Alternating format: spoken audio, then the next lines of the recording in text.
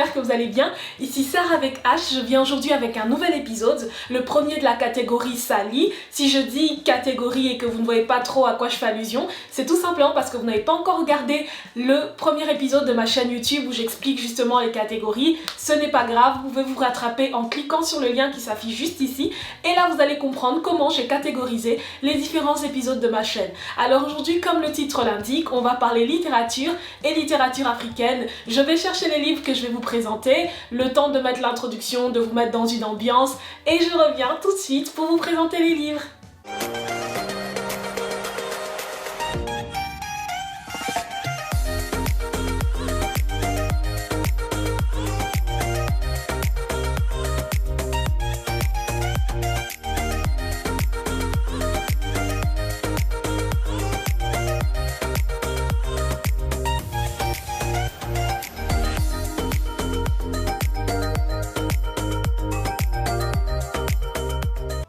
Alors avant d'entrer dans le vif du sujet, il faut que je vous dise que ça a été énormément challengeant pour moi de choisir les livres que je vais vous présenter, tout simplement parce que je savais que j'allais parler de la littérature et que de base j'avais délibérément choisi de mettre certains auteurs africains au devant de la scène puisque on va un peu représenter son continent, mais en fait je me suis rendu compte que la difficulté se trouvait dans le fait de sélectionner des auteurs qui avaient tous en commun d'avoir abordé un sujet. Le sujet je l'avais arrêté, je l'avais choisi, c'est le sujet de la migration, parce que je me suis rendu compte qu'avec le Covid et les fermetures des frontières, les flux migratoires ont diminué, ont cessé, mais cela n'a pas tué les gens. Je veux dire, si certaines personnes migrent, c'est pour des raisons humanitaires, sociales, économiques, politiques, tout ça. Mais en fait, vu qu'on a fermé les frontières, il n'y a pas eu énormément de flux migratoires l'année dernière et jusqu'ici d'ailleurs. Et donc en fait, je voulais aborder cette thématique de la migration au travers de certains auteurs africains, certaines auteurs ou autrices, puisque maintenant on peut choisir entre les deux, puisque je n'ai pris que des femmes. Je n'ai pris que des femmes et alors je vais du coup vous présenter ces 5 livres. Pourquoi 5? J'aurais pu en prendre plus, hein. Ils ont été plusieurs sur le continent africain à parler de la migration, mais j'ai pris les 5 qui me touchent le plus, mes 5 auteurs féminins africaines qui sont mes coups de cœur. Voilà, je vais vous les présenter et j'espère vraiment pouvoir susciter l'envie auprès de vous pour que vous puissiez les lire et me dire du coup ce que vous en pensez. Le premier livre que j'ai décidé de vous présenter est celui-ci, qui s'intitule Une si longue lettre de Mariam Abba. Alors Mariam Abba, c'est the auteure africaine, c'est franchement quand vous dit littérature, femme, Afrique, répondez-moi Mariam Abba directement. C'est une Sénégalaise qui est née en 1929 à Dakar, elle est morte 52 ans après dans la même ville, elle n'a pas vécu très longtemps, mais de sa vie active, en tout cas de sa vie active en tant que femme de lettres, elle n'a pas énormément écrit non plus, mais ce qu'elle a écrit a eu un énorme impact sur ma vie déjà premièrement, mais aussi dans la littérature, tout simplement parce qu'elle aborde des sujets qui sont importants à l'époque et des sujets qui sont importants pour comprendre en fait certaines relations qu'entretiennent les femmes et les hommes en Afrique, surtout au Sénégal, puisqu'elle va parler d'amour, elle va parler d'amitié, de polygamie, de conditions féminines qui sont les thèmes centraux de cet ouvrage, mais de ses ouvrages aussi en général. Et dans ce livre particulièrement, c'est en fait un roman épistolaire, puisqu'en fait il y a un échange de lettres entre deux femmes, Ramatoulaye et Aïssatou. Aïssatou et Ramatoulaye ont en commun pas seulement le fait d'être africaine, d'être sénégalaise, non, mais en fait il y a la question de l'amour et la question la question centrale de l'amour en relation avec les hommes, tout simplement parce que Ramatoulaye, elle est mariée avec un homme qu'elle aime et donc on va vraiment retrouver ici les raisons pour lesquelles elle reste avec son mari et ensuite son mari décide de prendre une deuxième voire une troisième femme et elle décide quand même de rester avec lui, là où Aïssatou elle va décider de partir, tout simplement de quitter son foyer. Elle va aller aux États-Unis, donc ça c'est la question, c'est avec ça que je lis le thème de la migration dont j'ai parlé. C'est vrai que la migration, on va pas se mentir, c'est pas le thème central de ce livre, ça viendra avec les autres livres que je vais vous présenter, mais donc dans ce livre on a quand même une femme qui est au Sénégal et une qui est aux États-Unis et qui s'échangent des lettres en fait sur la condition de la femme et c'est très beau, c'est très bien écrit, les tournures de phrases, c'est magnifique en fait. Ce livre je l'expose avec tellement de vigueur parce que il est beau tout simplement. Si vous voulez lire quelque chose, si vous voulez apprendre sur la condition des femmes, sur la polygamie, Mariam Abba d'office, franchement. Je vais vous lire quelques mots qu'elle a écrits dans ce livre qui me touchent particulièrement. C'est à la page 50, elle dit « On ne badine pas avec la vie, et la vie, c'est à la fois le corps et l'esprit. Déformer une âme est aussi un sacrilège qu'un assassinat. » C'est trop beau. Déformer une âme est aussi un sacrilège qu'un assassinat. Je trouve ça juste magnifique. Et c'est ça qui caractérise la plume de Mariam Abba, c'est qu'elle est tout simplement belle. Très belle. Pour le deuxième livre choisi, il s'agit de Americana de Chimamanda. Alors je ne pouvais pas parler Afrique, femme, migration sans mettre Chimamanda dans mon top 5. Franchement, cette femme, elle a... j'avais envie de dire une phrase genre elle a bouleversé ma vie, mais c'est peut-être abusé, c'est peut-être une hyperbole, mais l'effet n'est pas très loin. N'est pas très loin tout simplement parce que Chimamanda, elle a tout simplement conquis mon cœur littéraire en fait. Je pense que j'ai lu tout d'elle, j'ai lu tous ses romans et franchement c'est une personne qui sait déjà de base vous emmener dans son univers en fait. En tant que personne même, je ne parle même pas de ses auteurs, je parle juste en tant que personne, en tant que femme, puisque Chimamanda est encore vivante, encore heureux. C'est une Nigériane qui est née en 1977 et qui aujourd'hui vit entre Lagos et Washington. Et cet auteur a comme particularité de savoir en fait vous captiver et vous emmener dans son monde tout simplement. Dans Americana, elle pose le décor, dans la manière dont elle décrit les choses, la manière dont elle parle des auteurs, la manière dont elle parle elle aborde avec tellement de sérieux et de dérision certaines questions. On se dit waouh quoi, tout simplement waouh. Chimamanda c'est un auteur coup de cœur pour moi et dans ce livre-ci elle raconte l'histoire en fait d'une fille, Ifemelu, qui quitte le Nigeria pour aller étudier aux États-Unis. Elle laisse son amour de jeunesse au Benz, je ne sais pas comment prononcer, elle le laisse au Nigeria, puis lui aussi il va migrer vers l'Angleterre, il va finalement revenir au Nigeria, elle retourne encore quand elle a je pense 32 ans, quelque chose comme ça, et donc du coup en fait dans ce livre c'est très beau puisque c'est pas que l'histoire d'amour qui est prônée, non, on voit en fait la condition des Africains qui migrent vers l'Europe ou les États-Unis dans ce cas-ci, on voit en fait cette condition, on voit comment certaines personnes souffrent, comment certaines personnes doivent se battre pour pouvoir s'en sortir. Ce livre pour tous les jeunes Africains qui sont un jour partis en Europe et moi et d'autres personnes pour étudier, que ce soit l'Europe ou les États-Unis, vous vous reconnaîtrez d'office, sans forcer. Quand vous allez lire Americana, vous allez dire mais en réalité elle parle de moi, parce que oui, elle a réussi à s'identifier à tellement de monde, tellement de personnes, et ce que dit Chimamanda dans Americana, c'est pur, c'est beau et c'est juste très beau en fait. Elle aborde des questions de racisme, des questions d'élitisme, des questions de migration, de pauvreté, de richesse et tout ça, et c'est très beau. Je vous recommande vraiment de lire Americana. J'accepte qu'il est assez gros, bon gros ça dépend de si vous lisez beaucoup ou pas, c'est presque 700 pages, mais c'est 700 pages de pur bonheur. Procurez-vous ce livre, lisez Americana et vous me remercierez plus tard d'avoir lu ce livre, parce que franchement, moi je pense que même je vais le relire, je vais le relire, ouais. Je vais le mettre sur ma liste de livres à relire pour 2021 parce que j'ai juste aimé quoi, waouh. Et donc autant je vous présente Americana, autant Chimamanda a écrit énormément et franchement ces livres valent la peine d'être lus. Elle a aussi écrit des essais, dont celui que j'aime le plus c'est Nous sommes tous des féministes. D'ailleurs elle a fait même un test dessus, je vous le mets là, vous pouvez aller le regarder et franchement vous allez adorer. Franchement Chimamanda, j'ai même pas envie de discuter ou de débattre sur elle, c'est la meilleure, bon ça dépend mais c'est la meilleure. Je vais juste vous lire un extrait, une seule phrase que j'ai choisie de tout ce livre. Comme vous pouvez le voir, je l'ai marqué énormément. Mais la phrase, c'est lorsqu'elle parle de sa relation avec Rubens. Ouais, moi cette relation, elle m'a énormément touchée. Franchement, dans le livre, elle aborde d'autres questions. Hein. C'est pas qu'un livre sur l'amour. Franchement, elle aborde terriblement de questions hyper intéressantes sur le racisme, sur la condition des Noirs aux États-Unis et tout. C'est un livre qui est extra. Franchement, lisez-le. Mais après, moi, j'ai quand même été touchée aussi par l'histoire d'amour. Et la phrase, elle dit « C'était ça l'amour, l'impatience du lendemain ». L'amour, c'est l'impatience du lendemain. Et ça, j'ai trouvé très, très, très beau. Le troisième livre que je vais vous présenter est celui-ci, qui est Celles qui attendent de Fatou Diom. Je ne sais pas si on dit Fatou Diom ou Diomé, mais soit. Fatou Diom est une Sénégalaise, franco-sénégalaise, et je ne sais pas pourquoi, mais pour moi, en Afrique, les Sénégalais et les Sénégalaises, franchement, en littérature, ils m'ont convaincue. Franchement, je ne sais pas pourquoi, mais tous les livres de franco-sénégalais ou de sénégalais d'origine que j'ai lus, voilà, j'aime trop quoi. Et la particularité de ce livre, attendez, je vais vous montrer. Tada! c'est que elle m'a dédicacé le livre. Je me souviens, ce jour-là, j'ai dû attendre jusqu'à minuit. C'était au Beaux-Arts à Bruxelles. Elle était venue ici pour pouvoir avoir un échange avec la jeunesse de la diaspora, des diasporas africaines. Et donc du coup, à la fin, elle m'a dédicacé le livre et j'ai pu échanger avec elle. Et franchement, c'est un auteur plus que coup de cœur pour moi. Fatou Diom, elle sait rimer avec les mots, la poésie, la beauté de ses phrases, la tournure. C'est une femme qui est brillante en fait, tout simplement. Si vous me demandez à moi, Sarah Tchal, à qui je vais ressembler dans les années qui suivent quand on parle de littérature, puisque je sais pas si vous savez, mais j'écris aussi.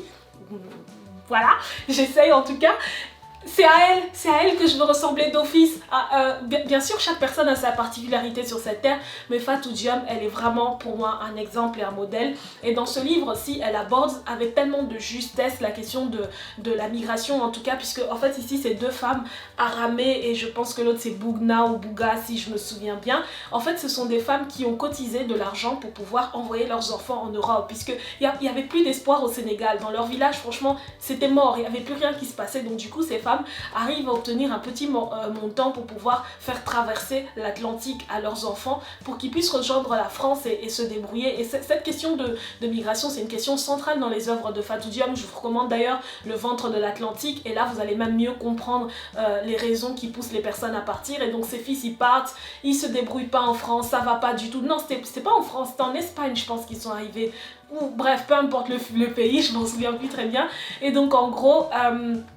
5 ans après, ils arrivent à revenir au Sénégal, et donc en fait, ça parle de polygamie, ça parle de tradition, ça parle de tellement de quête, en fait, de recherche du meilleur. Et en fait, le titre, Celles qui attendent, c'est en référence à toutes les personnes qui attendent, qui restent au pays. Ça parle de mère, ça parle d'épouse, ça parle de sœur, et de toute une communauté en réalité qui attendent tout simplement les personnes qui sont parties en Europe et qui vont revenir pour améliorer les conditions de vie. C'est un très beau livre, puisque là, on rentre en fait dans le jeu de l'acteur, on rentre en fait dans les femmes qui attendent leurs enfants, les filles, les épouses qui attendent leur mari, et c'est juste très beau. Je vous recommande de lire ce livre, et je vais finir comme pour les deux autres avec une citation de ce livre. Franchement, il y en a tellement, je suis quelqu'un, je déteste corner mes livres, mais regardez, je sais pas si vous verrez ici, mais j'ai tellement corné ce livre, tellement je voulais marquer en fait toutes les belles phrases.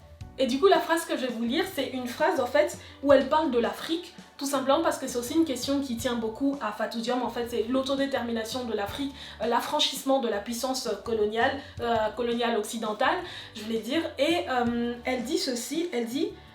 je commence par où? Je commence par ici. On nous endort à coups d'aide humanitaire. Se réveiller, c'est réaliser que l'Occident n'a pas intérêt à ce que l'Afrique se développe, car il perdrait alors son vivier de main-d'œuvre facile. D'autre part, si elle veut garder son poids face aux États-Unis et à la Chine, l'Europe a besoin d'une Afrique vassalisée. Une phrase qui pousse à réflexion, je vous la soumets vous-même et vous verrez ce que vous en ferez. Mais en tout cas, s'il y a bien quelque chose que moi je vous demande de faire, c'est d'office lire Celles qui attendent de Fatou Diom. Le quatrième livre que je veux vous présenter est Nulle part dans la maison de mon père de Assia Djebar. Assia Djebar n'est pas son nom de naissance, son vrai nom c'est Fatima Zora Himalayenne, mais elle a choisi Assia Djebar comme nom d'artiste. C'est une Algérienne morte en 2015 à Paris, et cette femme était tout simplement ce qu'on considère, ce qu'on appelle une femme intellectuelle, tout simplement. Alors elle a été docteur honoris causa à l'université de Vienne, à l'université de Concordia, elle a été chevalier de la Légion d'honneur en France, elle a reçu tellement de prix littéraires, et franchement elle a mêlé politique, littérature, combat féministe, et franchement cette femme, waouh quoi, son CV il est long comme mon bras entier, mon corps entier, tellement elle a fait plein de choses. Et ce livre c'est une pépite parce que sur les presque 500 pages de ce livre, elle explique en fait la condition des femmes, des jeunes femmes musulmanes, puisque l'histoire se passe à Alger. Je sais pas si on dit Alger ou Alger.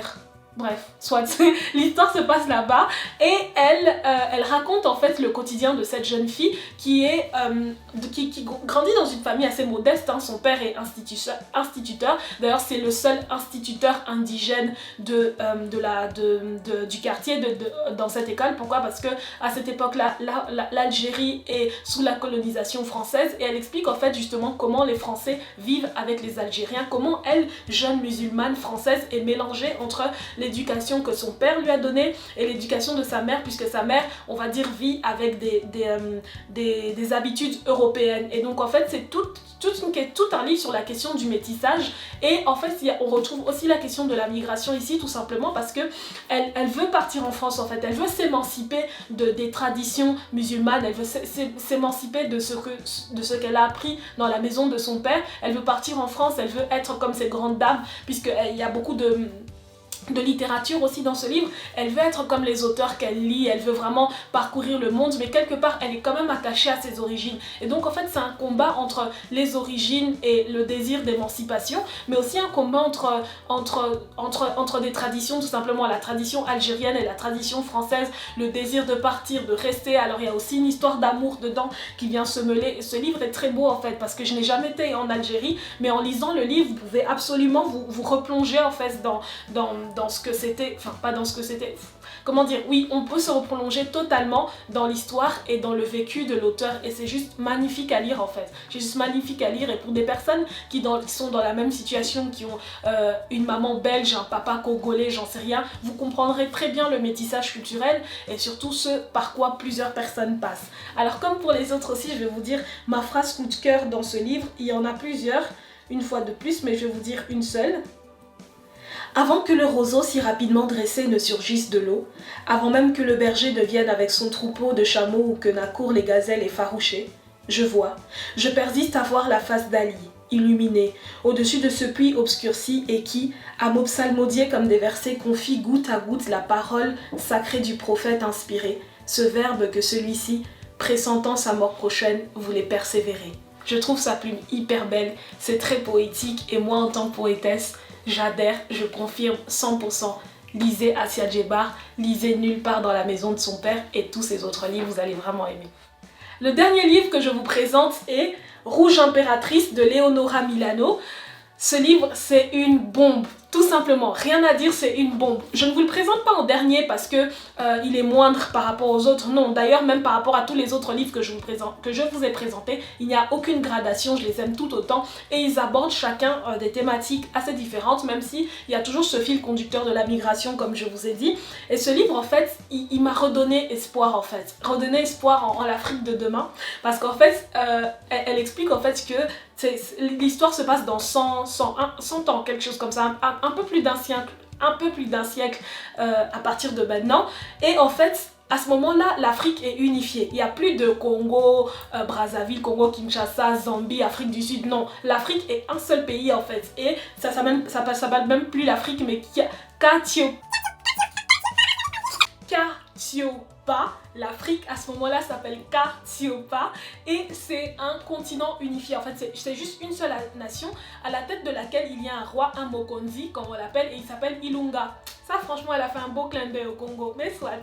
Et en fait, à ce moment-là, l'Europe, et franchement, l'Europe va plus bien. Il y a vraiment plein de problèmes, plein de sinistres en Europe. Et donc, en fait, certains Européens, on reconnaît, elle fait un petit clin d'œil à la France, certains Européens français décident de venir en Afrique pour trouver refuge en Afrique, puisqu'en fait, l'Europe, ça va plus du tout. Alors que l'Afrique est très prospère, il y a beaucoup de progrès technologiques, beaucoup de progrès liés à la biodiversité. Et franchement, ce livre met en avant certaines choses. Je pense qu'elle a vraiment écrit son livre en prophète, en prophétesse, puisqu'elle dit énormément de choses qui peuvent vraiment arriver en Afrique. Et par exemple, elle dit quelque chose, c'est que à cette époque-là, il n'y a plus de véhicules privés en fait en Afrique. Tout le monde se déplace soit à vélo, soit à pied, soit en transport en commun. Et donc il y a des trains qui peuvent partir de l'Afrique du Sud jusqu'en Algérie. Et donc en fait l'Afrique ne fait qu'un seul pays et c'est juste magnifique en fait. Quand je lis le livre,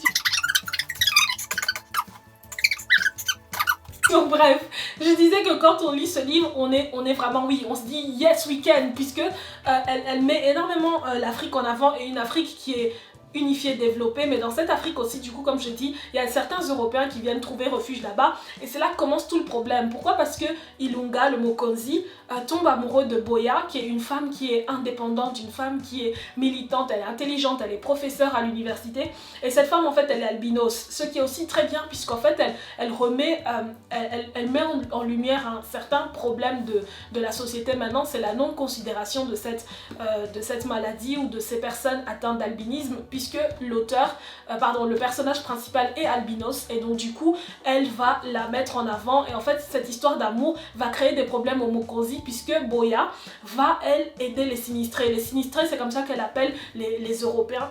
On dit même plus l'Europe en soi, il y a aussi un autre nom pour l'Europe. Ces Européens qui quittent l'Europe pour l'Afrique, elle va vouloir les aider, or qu'elle est amoureuse d'un gars qui veut justement les chasser. Et c'est là que toute l'histoire se mêle, c'est très beau, c'est un roman qui parle de géopolitique, qui parle de racisme, le regard de l'autre sur les étrangers. Franchement, tous les Européens qui vont lire ce livre, et qui sont hostiles à la migration. Lorsqu'ils vont lire ce livre, ils vont comprendre en fait, puisque c'est une espèce de migration inversée. À ce moment-là, on voit les Européens quitter l'Europe pour l'Afrique, et là c'est juste magnifique en fait, on n'y a même jamais pensé en réalité. Et donc en fait, quand on lit ce livre, on se dit yeah, on se dit waouh quoi, parce que les mots choisis, la poésie, le fait de mêler amour et politique, et en fait là on se rend compte que les hommes peuvent tout faire pour les femmes, parce que autant il est chef de l'armée, autant il est président de l'Afrique, de Katiopa du coup, autant il peut tout faire pour sa relation avec Boya, et c'est juste magnifique. Lisez ce livre,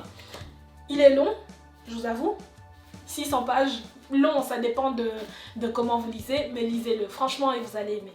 Voilà, j'ai fini de vous présenter les 5 livres qui me tenaient à cœur sur le thème de la migration. Je ne vous ai pas dit grand chose parce que j'ai voulu susciter la curiosité afin que vous puissiez lire par vous-même. C'est vrai que j'ai sauté plein de choses, je me suis rendu compte même moi-même en parlant que je ne vous ai pas donné des détails, je ne suis pas rentrée vraiment dans la profondeur des histoires, tout simplement parce que je veux que vous lisiez vraiment, lisez et dites-moi ce que vous en pensez. Et à l'occasion, en fait, je vais vous dire que j'ai décidé d'ouvrir un club de lecture cette année-ci qui va commencer dans quelques jours. Pourquoi? Parce que j'aime beaucoup lire, la lecture c'est vraiment une énorme passion pour moi depuis que je suis petite, je lis beaucoup et je me suis rendu compte que la jeunesse ne lit plus en fait, c'est un fléau, je sais pas, c'est un constat, c'est un fait, la jeunesse ne lit plus énormément. Alors ce que je veux faire c'est que je vais mettre en place un club de lecture puisque j'ai déjà un club de pâtisserie sur Facebook, vous pouvez d'ailleurs rejoindre mon club de pâtisserie, mais j'ai aussi, je veux ouvrir un club de lecture dans lequel j'aimerais nous donner des challenges. Le truc c'est simple, c'est que vous me dites déjà ici en commentaire ce que vous voulez. C'est soit on fait une plateforme sur Facebook, qui est un réseau que pas mal de personnes ont, soit sur WhatsApp, même si je sais ces derniers temps les gens ils veulent partir de WhatsApp, mais c'est pas grave, on va faire soit Facebook soit WhatsApp. J'ai vraiment envie de lire avec vous, c'est à dire qu'en fait chaque 2 semaines on aura un nouveau livre à lire. Je vais essayer de prendre des livres pas très longs, on va dire 200 à 250 pages, et 200 à 250 pages c'est vraiment faisable en 2 semaines. Alors en fait j'aimerais vraiment vous proposer certaines lectures, j'aimerais qu'on lise ensemble, qu'on débatte ensemble sur certains sujets. Je trouve que ça peut faire cool et être chouette d'avoir une petite communauté de lecteurs. Alors si vous êtes intéressé de rentrer dans le club des lectures de Sally, dites-moi en commentaire et surtout dites-moi vous préférez quelle version, la version Facebook ou la version WhatsApp, et je vous expliquerai du coup ce qu'on va faire. Le club commence en février, la première semaine de février, donc inscrivez-vous au club de lecture, parlez-en autour de vous et ça peut être toujours sympa. Voilà, la vidéo arrive enfin à sa fin. Il ne me reste plus que d'annoncer le gagnant du précédent concours qui a gagné le livre de Colette Braeckman à propos de mon épisode que j'avais fait sur Lumumba. Si vous n'avez pas encore vu cet épisode, allez le voir, ça s'affiche juste ici. La personne qui a gagné le livre de Colette Braeckman est MDXLGAL sur Instagram. Si tu reconnais ton identifiant, viens m'écrire en privé et on verra ensemble comment faire pour te faire parvenir ce livre.